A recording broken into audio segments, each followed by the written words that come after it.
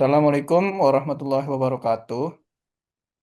Perkenalkan kami dari kelompok 4A, yang dimana eh, kelompok kami memiliki proyek IoT dengan nama Smart Hand House.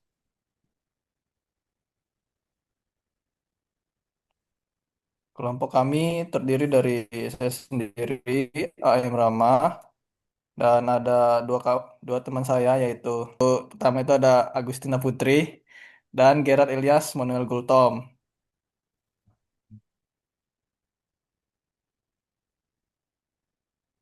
Nah, di sini Smart Hand House itu adalah proyek sistem otomasi kandang menggunakan teknologi IoT.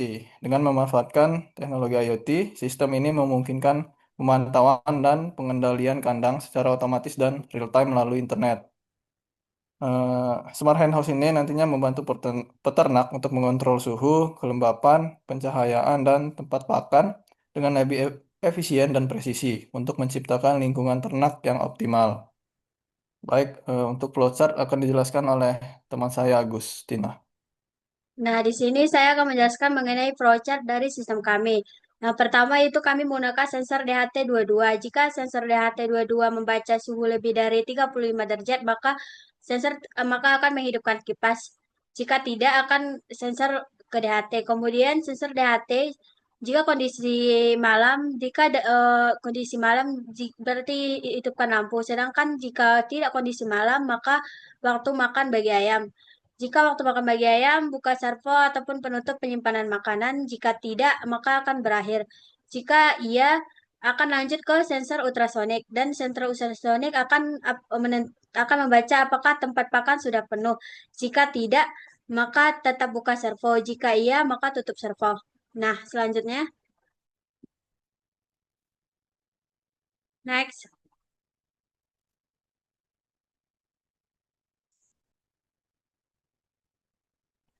Baik, di sini adalah sebuah desain dari sistem yang kami buat itu menggunakan web walkway. Nah, di sini kita langsung buka aja walkway-nya. Di sini ada sebuah pengimplementasian dari kodenya dan eh, beberapa perangkat kerasnya. Di sini kami menggunakan sensor LDR untuk mengetahui intensitas cahaya eh, yang menandakan kondisi siang atau malam. Dan di sini ada sensor DHT22 untuk mengecek suhu dan kelembapan. Di sini ada servo untuk membuka feeder eh, secara otomatis atau secara manual nantinya. Dan di sini ada relay. Nah, relay ini nantinya terhubung ke kipas atau fan secara aslinya. Tapi di perangkat walkway ini tidak ada, maka kami menggunakan lampu LED sebagai penggantinya. Namun memiliki cara kerja yang cukup sama lah di aslinya eh, apabila kita menggunakan kipas. Dan di sini ada sensor ultrasonik untuk mengecek apakah tempat makan ayam ini penuh atau kosong. Baik, seperti itu saja penjelasan mengenai desain di Walkwi. Selanjutnya akan dijelaskan oleh teman saya.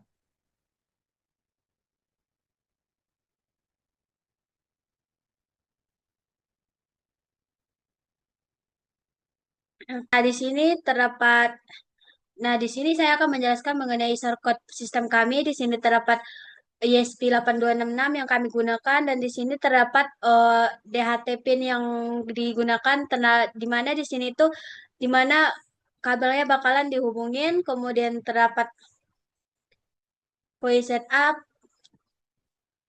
Nah, di sini terdapat koneksi ke Wi-Fi-nya.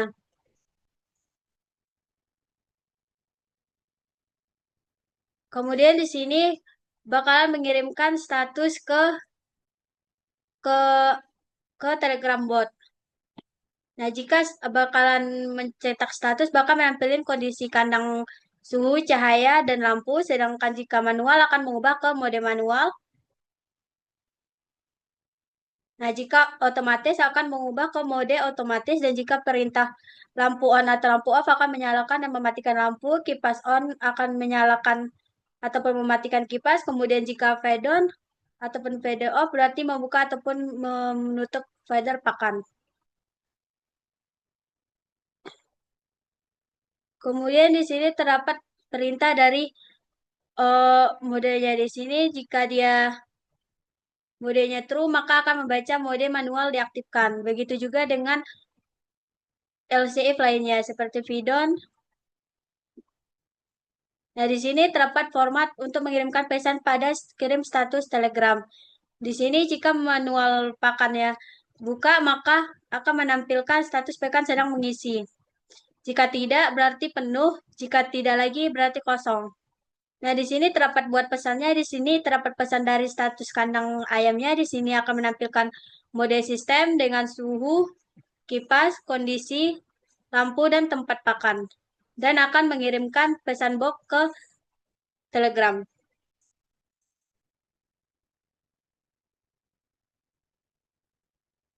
Nah, kemudian status yang telah dibaca oleh sensor akan ditampilin ke chatbox-nya. Seperti status kandang, mode sistem, suhu, intensitas cahaya, jarak pakan, status kipas, status lampu, dan status feeder. Implementasi daripada bot Telegram yang dibuat, mana di sini saya membuat bot Telegram dengan menggunakan fungsi bot fodder yang ada di Telegram itu sendiri. Jadi pertama yang saya lakukan adalah memerintahkan start, lalu memerintahkan untuk membuat new bot. Jadi namanya adalah monitor smart henhouse dan juga membuat username-nya adalah monitor henhouse bot. Nanti setelahnya akan dibuatkan bot ini, di mana di sini ada bot yang sudah saya buat itu sendiri dari kode Arduino IDE tadi, di mana yang sudah dijelaskan oleh kawan saya, maka dia akan pertama-tama mengirimkan status kandang secara otomatis terlebih dahulu. Atau bisa juga kita mengirimkan perintah slash status untuk mendapatkan status secara manual. Lalu di sini status ini dikirimkan ke Telegram pengguna selama 10 menit sekali dan juga bisa dilakukan secara manual dengan perintah status tadi. Beberapa perintah lain yang bisa dilakukan adalah eh, untuk masuk ke mode manual, di mana semua perangkat IoT-nya dikendalikan secara manual. Kita perlu perintah slash manual. Di sini ada pesan bahwa mode manual aktif, lalu kita bisa slash lampu on untuk menyalakan lampu, slash feed off untuk menutup feeder atau tempat makannya, yang mana diimplementasikan dengan servo. Lalu di sini lampu on, kipas on, feed on. Lalu bisa dilihat di sini bahwa di statusnya semuanya di sini kipas on, lampu on, dan juga tempat makan terbuka secara manual. Lalu di sini bisa di-off-kan dari perintah Telegram juga dengan bot. Lalu jika kita buka statusnya maka semuanya off juga. Perintah-perintah ini juga langsung terlaksanakan ke rangkaian kerasnya agar memudahkan petani atau peternak untuk menjaga kondisi dari kandang. Ada rangkaian yang telah kami rangkai. Bisa dilihat di sini kami menggunakan microcontroller SP8266, sensor DHT22, sensor LDR, dan sensor ultrasonic, dan beberapa lampu LED, serta satu servo. Di sini kegunaannya itu pertama, sensor DHT ini kami gunakan pada kandang untuk mengecek suhu, dan untuk sensor LDR ini untuk mengecek keadaan siang atau malam. Apabila keadaannya siang, indikator lampu LED yang di sini itu akan mati. Apabila malam itu dia akan menghidupkan lampu tersebut.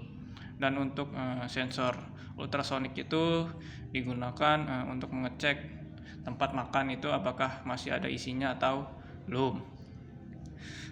Selanjutnya di sini ada kedua lampu LED. Lampu LED satu ini untuk berfungsi sebagai lampu kandang, dan yang satunya ini sebenarnya adalah sebagai perumpamaan saja, karena alat yang kami beli itu masih dalam perjalanan. Di sini digunakan aslinya itu sebagai kipas sebenarnya. Tetapi karena alatnya masih dalam perjalanan, kami perumpamaan saja menggunakan LED, yang dimana itu cara kerjanya tidak berbeda untuk sambungan kabelnya itu. Nah, di sini untuk ada servo yang digunakan untuk membuka feeder makan itu secara otomatis atau manual pada saat waktunya. Nah, untuk cara kerjanya itu kita colokkan aja.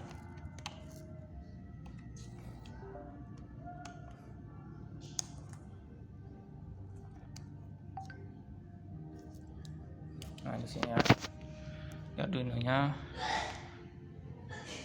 WiFi connect. Kita tunggu.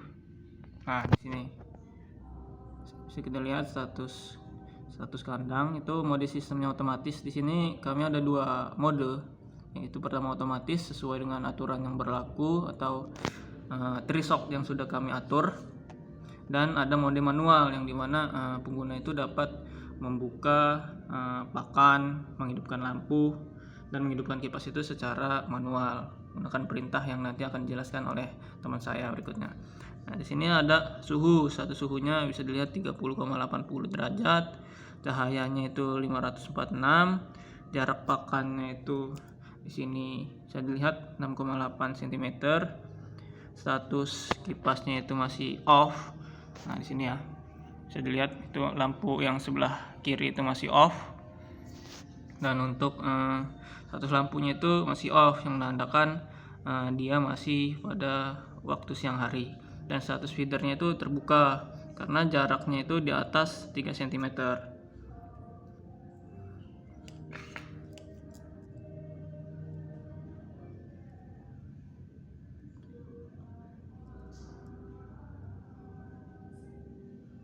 Nah, coba ini kita dekatkan sebuah objek. Nah, ini sudah saya dekatkan ya ke sensor ultrasonik. Nah, ini servonya bergerak, dan di sini status pakannya ini penuh atau terdeteksi. Jadi dia akan menutup feedernya.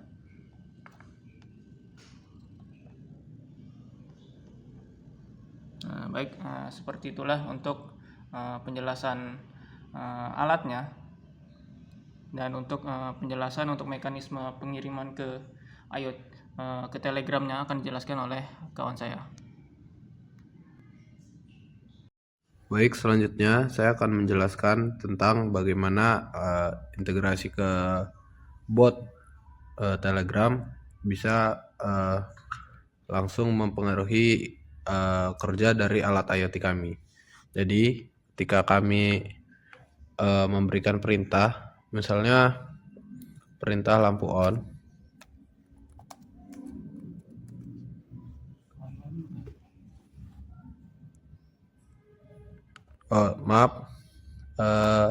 sebelum kami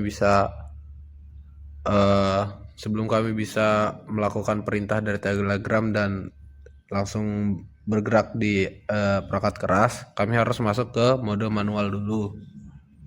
Karena di sini dia perintah ditolak karena sistem dalam mode otomatis. Ketika diberi perintah manual, maka berpindah ke mode manual dan bisa diberikan perintah seperti lampu on. Di sini lampu yang dimaksud langsung on, langsung menyala, dan terdapat notifikasi bahwa lampu dinyalakan secara manual. Lalu di sini pada rangkaiannya LED yang ini yang sebagaikan kipas masih mati, kita bisa berikan perintah kipas on untuk menghidupkan kipas. Jadi kalau kipas dihidupkan, maka lampu LED ini akan hidup juga. Ini adalah lampu LED yang bertindak sebagai kipas sementara. Di sini juga terdapat notifikasi bahwa kipas telah dinyalakan secara manual. Ketika dijalankan perintah feed on, maka seharusnya servo ini akan bergerak.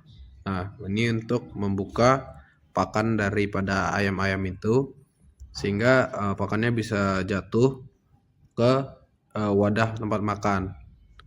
Lalu di sini juga ada notifikasi. Kita bisa cek ke statusnya, apakah sudah berubah sesuai dengan apa yang kita perintahkan dari bot ini. Perintahnya adalah slash status, maka nanti akan diberikan nih ringkasan dari status kandang. Mode sistemnya adalah manual dengan suhu 30,6, bacaan dari sensor, kipasnya on karena kita nyalakan, kondisi siang yang seharusnya lampu tidak hidup, maka dia tetap on karena kita menghidupkannya secara on, dan tempat makannya buka secara manual. Kita bisa mengembalikannya ke mode otomatis dengan perintah slash otomatis. Mungkin itu saja implementasinya ke bot Telegram yang kami gunakan.